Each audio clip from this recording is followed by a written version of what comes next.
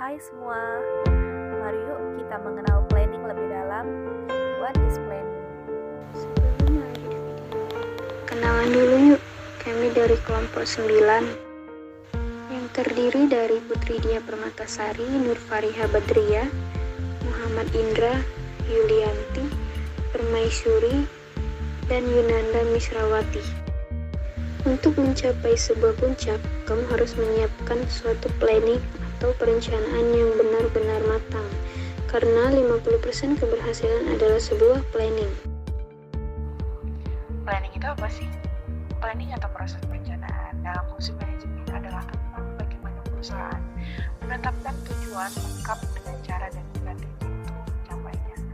Dalam fungsi perencanaan, manajer perlu mengkaji dan mengevaluasi berbagai kemungkinan secara alternatif sebelum memutuskan suatu tindakan.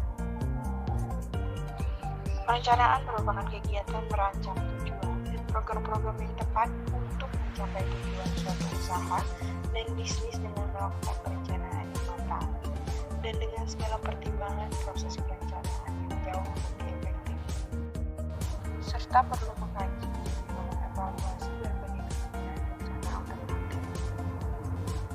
Lantas, mengapa ini begitu penting? Perencanaan dalam manajemen pada dasarnya menjadi tolak ukur kinerja organisasi, apakah semakin baik atau justru menurun. Apabila tujuan sekarang, misalnya target penjualan, lebih baik dari sebelumnya, maka organisasi memiliki kinerja yang baik. Sebaliknya, perencanaan tujuan yang lebih buruk dibandingkan sebelumnya mengindikasi kinerja organisasi yang menurun.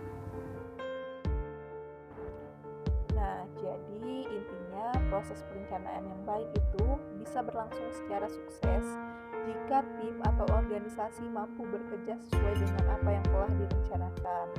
Tentunya dengan komitmen yang ada pastinya.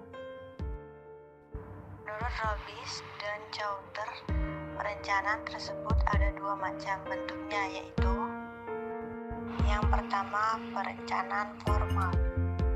Rencana formal adalah rencana tertulis yang telah ditetapkan dan harus dilaksanakan suatu perusahaan atau organisasi dalam jangka waktu tertentu dan merupakan rencana bersama anggota koperasi. Maksudnya setiap anggota harus mengetahui dan menjalankan rencana itu agar tujuan dapat terwujud. Rencana formal ini dibentuk untuk mengurangi ambiguitas dan menciptakan kesepahaman tentang apa yang harus dilakukan untuk tujuan bersama sebuah organisasi dan perusahaan. Dan juga yang kedua ada rencana informal. Apa sih rencana informal itu? Rencana informal adalah rencana yang tidak tertulis dan bukan merupakan tujuan bersama anggota suatu organisasi. Rencana informal ini biasanya mencakup pada kemampuan anggota dalam hubungannya dengan seorang manajer. Nah, maksudnya tidak tertulis di sini adalah rencana yang tidak ada di dalam ADRT suatu perusahaan atau organisasi. Rencana ini juga bersifat tidak tetap, jadi hanya berada di kondisi-kondisi tertentu saja. Jadi ada beberapa langkah dalam perencanaan yang perlu diketahui apa saja. Yang pertama, mengetahui kondisi sekarang.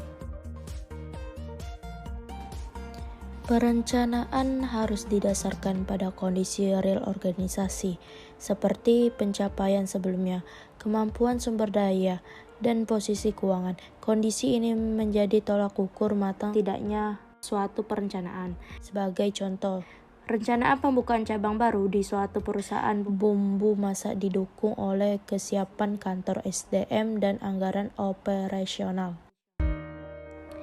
Yang kedua, melihat ke masa depan. Perencanaan harus didasarkan prediksi seperti apakah organisasi pada tahun-tahun mendatang. Prediksi ini menjadi dasar penentuan rencana jangka pendek dan jangka panjang. Prediksi ini harus rasional, dalam arti didasarkan pada pertimbangan dan pengetahuan yang dapat dipertanggungjawabkan. Misalnya, prediksi produsen bumbu masak menjadikan produk naiknya nomor 1 secara nasional memang didasarkan pada jumlah nasional yang terus menanjak. Yang ketiga, merencanakan tujuan yang konkret. Perencanaan diterjemahkan lebih lanjut menjadi tujuan jangka pendek dan jangka panjang. Tujuan ini harus operasional dan terukur. Operasional artinya memang bisa dilakukan, sedangkan terukur artinya memang bisa dicapai. Dalam sebuah perusahaan, tujuan ini biasanya berupa angka. Misalnya, untuk menjadi bumbu masak nomor 1 secara nasional, sebuah perusahaan harus bisa mencapai perjualan sebesar 200.000 orang. Dan yang terakhir yaitu membuat program dan struktur yang fleksibel. Tujuan di sini diterjemahkan lebih konkret lagi ke dalam program dan struktur organisasi. Nah, program ini membuat apa saja yang harus dilakukan, sedangkan struktur meliputi siapa saja yang harus melakukan. Baik program maupun struktur harus memiliki keluasan sehingga siap proaksi terhadap perubahan sewaktu-waktu. Nah, misalnya untuk menjadi produk nomor 1, perusahaan itu mendesain program yang kompetitif mulai dari produksi, promosi, dan penjualan, serta menentukan personil yang memang kompeten di bidang itu.